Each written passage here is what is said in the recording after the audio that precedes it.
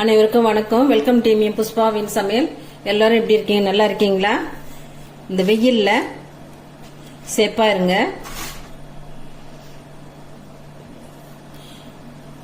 மதிய டைம்லாம் வெளியே போகாதீங்க. இப்ப வெயில் அடிக்கிறதுல சரும நோயெல்லாம் வருதான். உசாரா ஜாகிரதையா இருங்க. குழந்தைங்கள நல்லா பாதுகாப்பா சேஃபா வச்சிருங்க. இப்போ இந்த ரவையை வச்சு தட்டை செய்ய போறேன். எப்படி செய்யுதுன்னு பார்க்கலாம் வாங்க. ஒரு கப்பு ரவை எடுத்திருக்கேன். பொட்டுக்கடலை 1/4 கப்பு எடுத்திருக்கேன். இந்த ரவையை பவுடர் பண்ணிக்கலாம். அதே மாதிரி பொட்டுக்கடலையும் பவுடர் பண்ணிக்கலாங்க. ரவையை மிக்ஸி ஜாரில் போட்டு பவுடர் பண்ணிட்டேன். பொட்டுக்கடலையும் பவுடர் பண்ணிட்டேன்.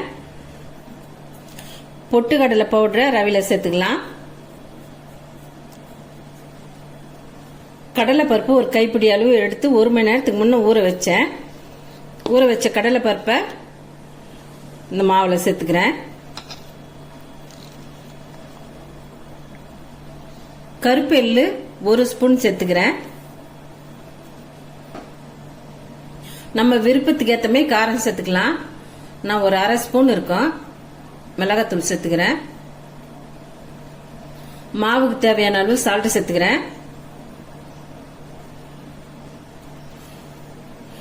நெய் 1 ஸ்பூன் சேர்த்துக்கிறேங்க.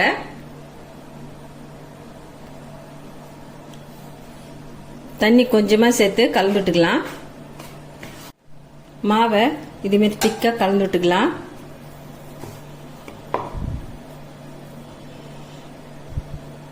இதுமாரி சின்ன சின்ன உருண்டையா பிடிச்சி வச்சுக்கலாங்க.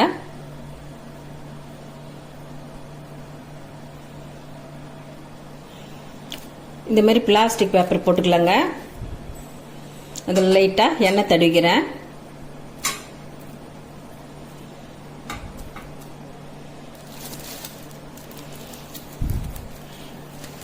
இந்த மாவு மேல இன்னொரு பேப்பர் போட்டுக்கிறேன். இந்த கிண்ணத்தால அழுத்திக்கலாம்.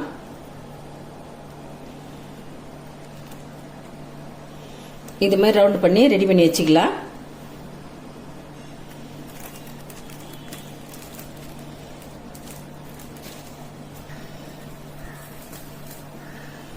கடாய் வச்சு ஆயில் ஊத்திக்கிறேங்க.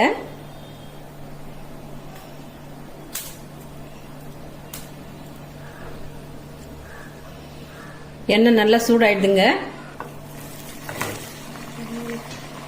வெந்த உடனே திருப்பி போட்டுக்கலாங்க.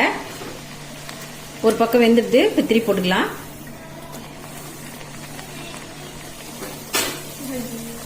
ரவையில செஞ்சத தட்டை ரெடி ஆயிடுதுங்க. ரொம்ப டேஸ்டா இருக்குங்க. டிஃப்ரெண்டா செஞ்சிருக்கிறேன். வச்சு சாப்பிட்ற தட்டை வேற. இது ரவையில செஞ்சேன். ரொம்ப டேஸ்டா இருக்குங்க. நீங்களும் வீட்டில் செய்து சாப்பிட்டு பாருங்க. குழந்தைங்க விரும்பி சாப்பிடுவாங்க. நல்லா மெதுன்னு இருக்குங்க.